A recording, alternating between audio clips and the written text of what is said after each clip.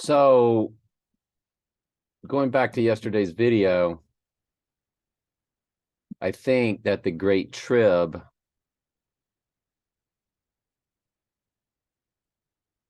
is 3.5 days.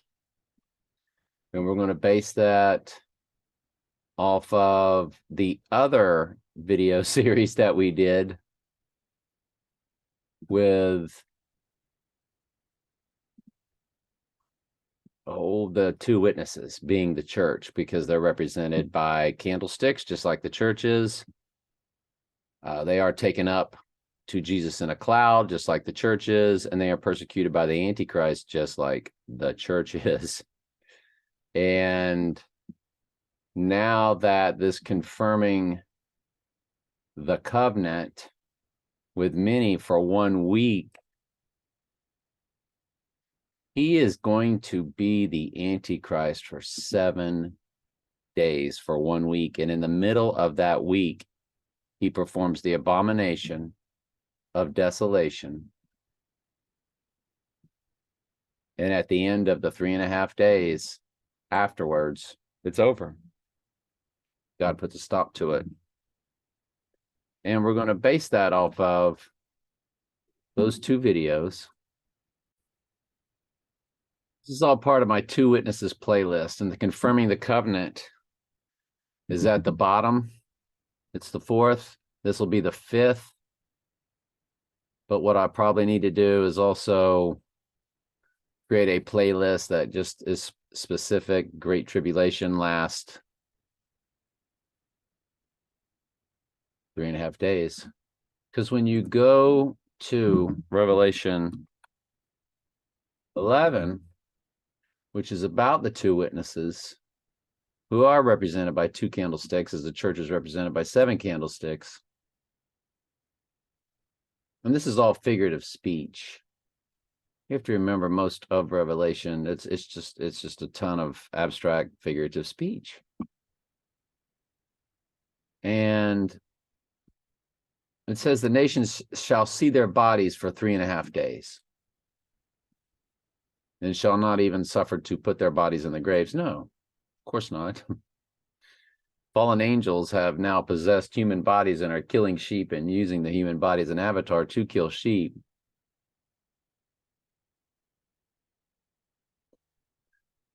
And they that dwell on the earth shall rejoice and give gifts to one another. This is after the 3.5 days, 3.5, which is half of a week. Now remember, the Antichrist at the end of, in the midst of the week. So in the middle of the 7.5 days, he performs the abomination of desolation. After 3.5 days, the Spirit of God entered into them, and they stood up on their feet. And then they ascended to Jesus in a cloud, which is what the church does. So lots of figurative language with the two witnesses.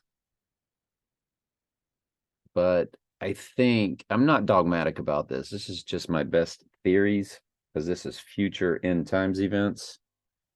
If it's something that's already happened, you know, your basic Bible, that I can get pretty dogmatic about.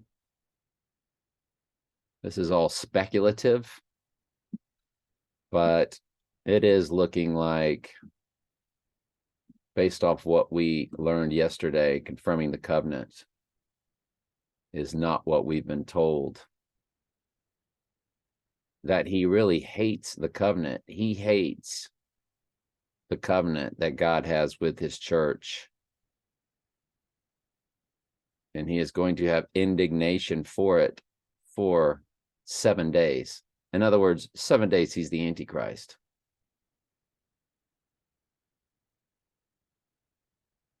And they're going to be killing sheep, putting him in jail, so on and so forth. Something, I don't know. But in the middle of it, in the middle of that 7 days, he's going to actually perform the abomination of desolation. And at that point, the great tribulation begins because all the goats will be possessed. So then it gets really nasty. It's a bloodbath on the earth for 3.5 days. And then it's over. Now, no man knows the hour or the day when Jesus returns, but I think 3.5 days after the abomination of desolation, God will put an end to the great tribulation. And we get to that in Revelation 6. And it doesn't say Jesus returns. It just says,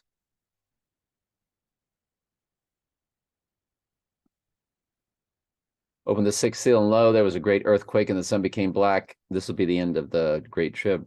Sun became black, a sackcloth of hair, and the moon became as blood. Because see, right up here, they're in white robes, is the great tribulation taking place.